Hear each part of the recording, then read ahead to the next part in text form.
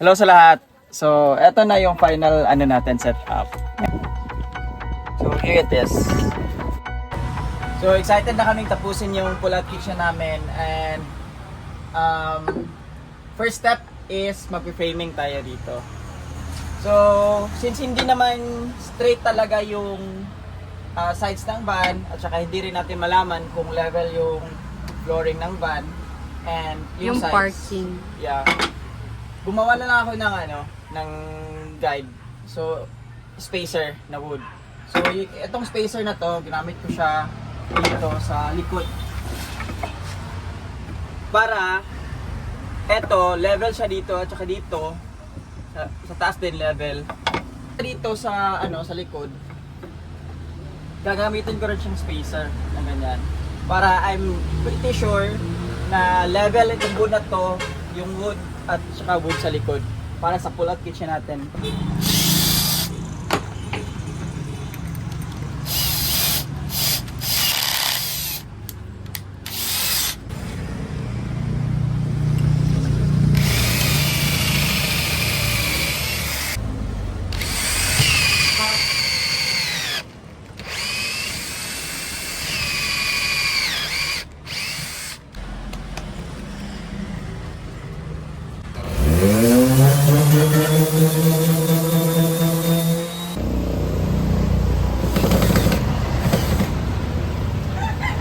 Papa is now working on our kitchen. I'm so excited!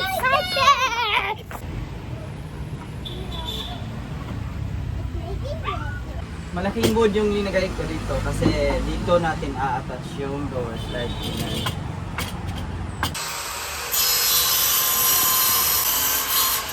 Today, I have this something.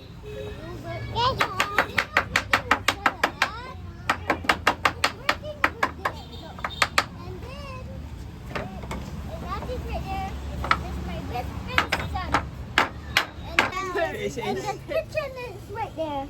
We're making it. Finally, i-attach na namin yung drawer slides ng pull-out kitchen. So, gagawa tayo ng guide para sa screw. I-drill natin siya para masantay natin yung butas. Ayan.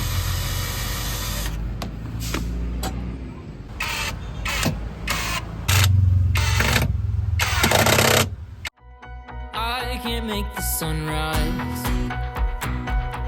I can't tell you why I would even try.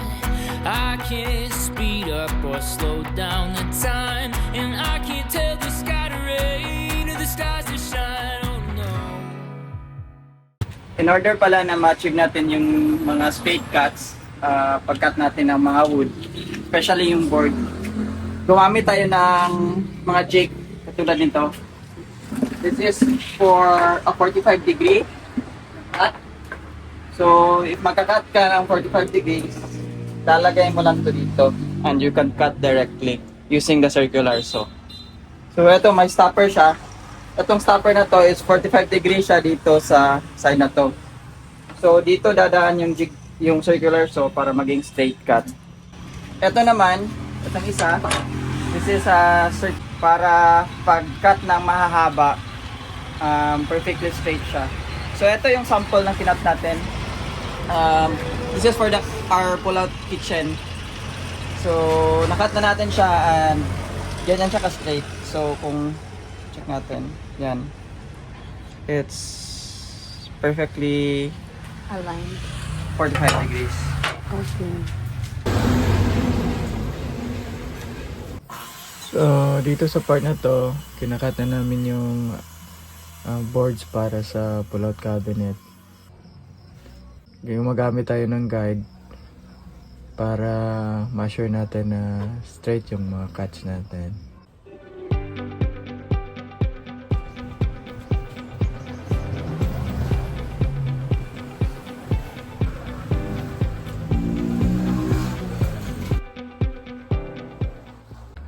So dito, dahan-dahan lang tayo sa pag-cut kasi ayaw ko magkamali since yung lahat ng board is kasya lang talaga sa sa ating kitchen cabinet.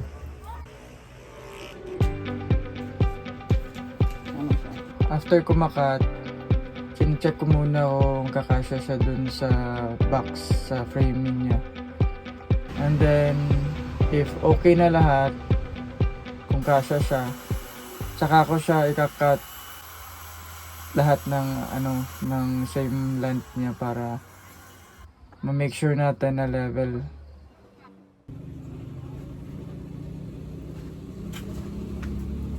Dito naman, gumagawa ako ng opening ng box.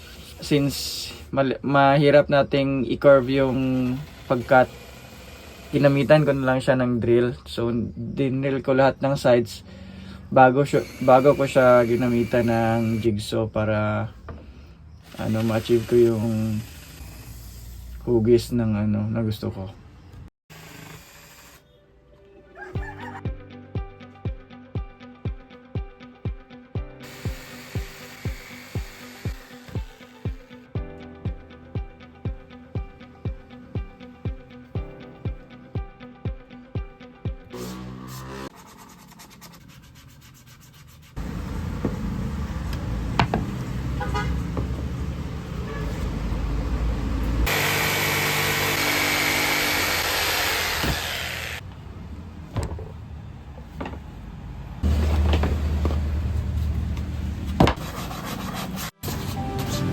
Tapos na tayong mag-cut lahat ng wood.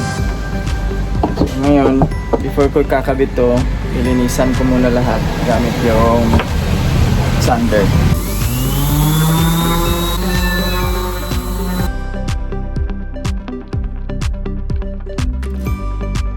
So dito, pocket holes yung ginamit nating connection para sa cabinet kasi it's much easier gawin.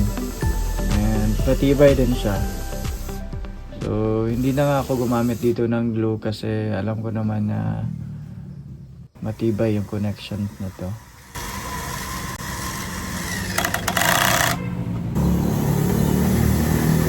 So tapos na nating i-assemble yung yung cabinet, and let's try to fit kung kakasya.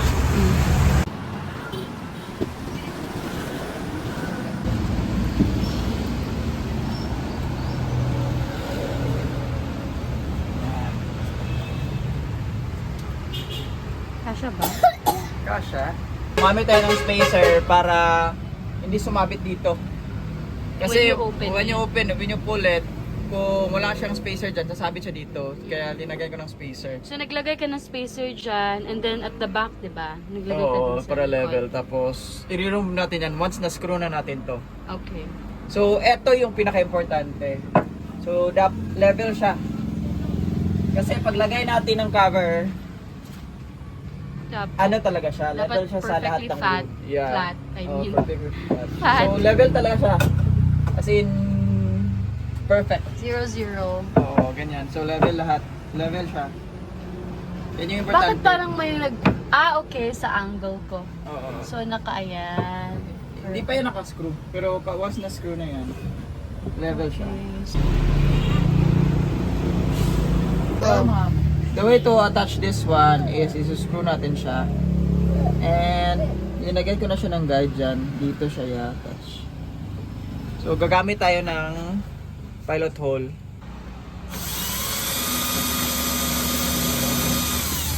So nasa center yung hole. Yan yung guide. Oo, guide. So we're gonna screw it. Babe! Anak! Yes, anak. But the problem is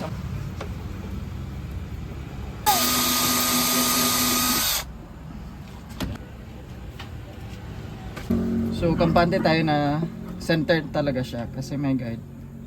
Yan. And kinalculate ko na yung screw na to na hindi siya lalagpas dito sa Other side. sa other side para walang mag-protrude sa likod.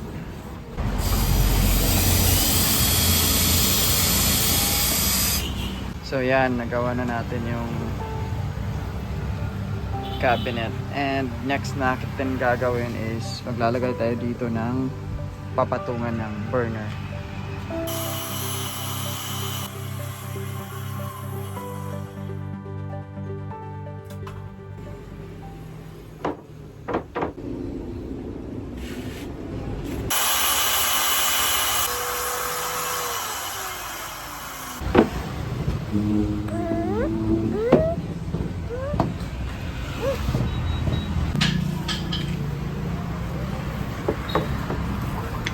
Diyan sa babae lalap.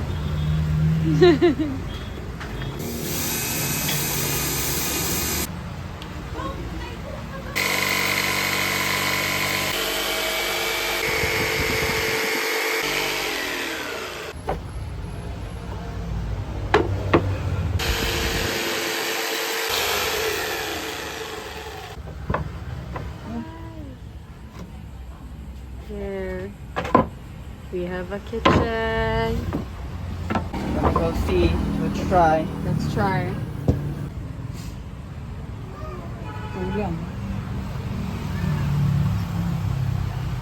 Sa part na to, ginagawa na natin yung cover ng cabinet. And ito na yung last part. So, make sure lang natin na level lahat bago i-attach.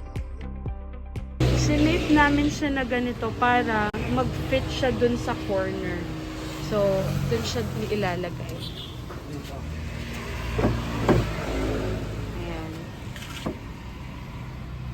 Gumamit tayo ng router para butasan yung handles or locks ng drawer slide kasi dyan papasok yung yung drawer slide para ma-access natin yung pag-open at pag-close.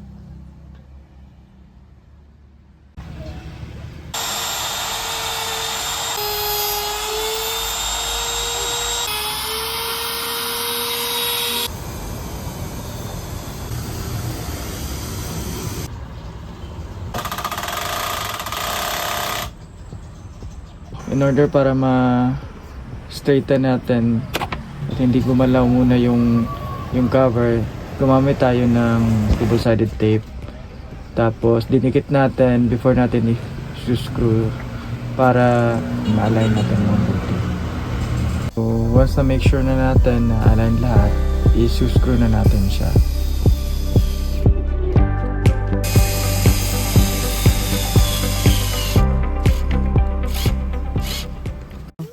Hello sa lahat. So, eto na yung final natin setup. And hindi pa siya 100% done, but eto na siya. Ganito na yung itsura niya. And ang kulang na lang dito is laminate natin. So, eto, kung kita nyo, merong mga screws. Once matapos natin tong laminate, hindi na yan makikita. So, inattach lang natin kasi gusto naming malaman kung ano yung itsura niya. So here it is.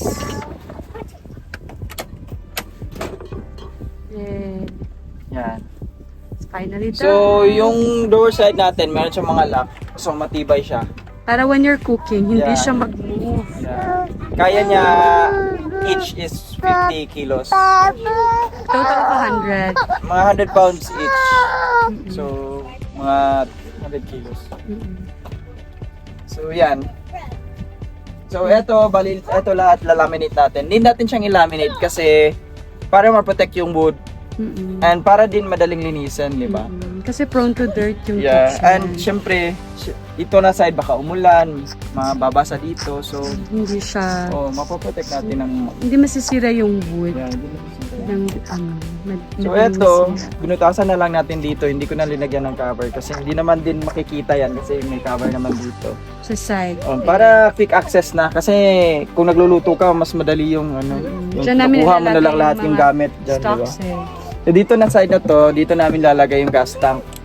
But for now, hindi pa dumating yung mga connectors natin. Kaya Hindi pa namin siya magamit. hindi pa namin magamit. So bale, dito, pwede na siyang i-access dito. And dito sa side na to. Yeah. So basically, yung kulang natin pa is yung gas tank and then yung laminate. Yeah, actually meron tayong gas tank. Yung connectors lang. Yung kulang. connectors, okay. And probably we will put something here Yeah.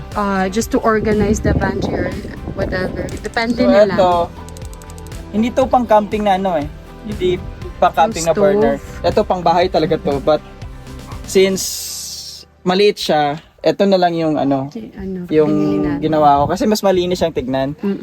And mas cheaper din siya compare sa kung bibili ka ng mga pang camping na yung maliliit, medyo kamahalan siya. So ito, Tapos hindi mo din yun madedesign ng 'di ba? Hindi mo siya magiging flat na ganito. magiging flat. Kasi Bali, nakapatong designed siya siya to pull out Oh, yung portable mga siya. camping. Oh, ito hindi siya portable. Ito yun lang yung ano. Pero meron naman kaming other way para mag-cook sa loob. So, okay lang sa amin. Mm-mm. Advantage lang yung mga camping setup kasi pwede nilang mag-cook sa ibang location. Ganun kukunin lang nila. Ito naka ano na siya, Built-in. built-in na siya. Meron naman kaming extra, so okay lang naman. So yan, ito ang pinakamahal na component nito is yung drawer slide kasi mahirap yung Heavy pagpili. duty siya eh. Heavy duty siya. And merong mga locks. So ang price ito nasa around 5,500 to 6,000. Depende sa seller, guys. So, sa Lazada lang namin siya nabili. Oo. Including the stove pa, no? Oo. So yan, dito na side, pag after malaminate, meron pa kaming ano dito extension, flip out extension na table. Just to extend the Space. preparation, ang space para mag-prepare. So pwede kang mag-prepare dito, lagay ng anything dito. Can you give a rough estimate sa cost para if someone is interested to build, at least So, meron silang idea? This one is around 5 to 6,000. This Yung one is slide. 3,500. Yung wood na ginamit natin dito, one whole board. 3.5 yung stove, Yeah. including the shipping. Yeah. So, yung board is nasa around 1.7. Depende sa board kasi ipinili natin magandang klase ng plyboard. Ay, plywood. So, isang board kasya na lahat yan, pati yung covers yan. Cover sa loob. So, it's 1.7. So, all in all, nasa estimate ko, nasa 10 to 11,000. How about yung frame mo? Yung frames mo? Dito sa Including sa loob? yeah, konti lang naman ginamit ko mga extra wood lang sa At pine wood yun. Pero if mga extra wood. if Kaya hindi nga naman pine mga wood yung nasa gagawin. 11,000. Mga 10 to 11,000. Pero depende kasi if hindi pine wood and depende sa materials na gagamitin lang. Mas Kasi makaka-cheaper ka. Yung wood na ginamit ko, mga extra wood ko lang yun sa paggamit dito Pag-build. sa ating Bed. pull-out bed. I'm gonna cut out. So, yun lang. Kung i-close mo siya, need mo siyang Yan, nakalock siya. And then, i-push dito, tapos ganyan. May lock din siya, so hindi siya nagdadrive tayo, hindi siya hindi mag-move, hindi ma-open. So, ayan, finally, we're done. So guys, if gusto nyong makita yung other builds namin, kasi katatapos lang din namin ng sink, we will put the link below. That's all for now. That's all for now. See you in the next one. See you in so, our andito next kami sa video. camping site and super nice. Abangan nyo yung next video namin. Yay! So, Space is sleeping. Say goodbye, Summit. Goodbye. Say bye, Summit. Bye. See you in our next video. Alright, booger.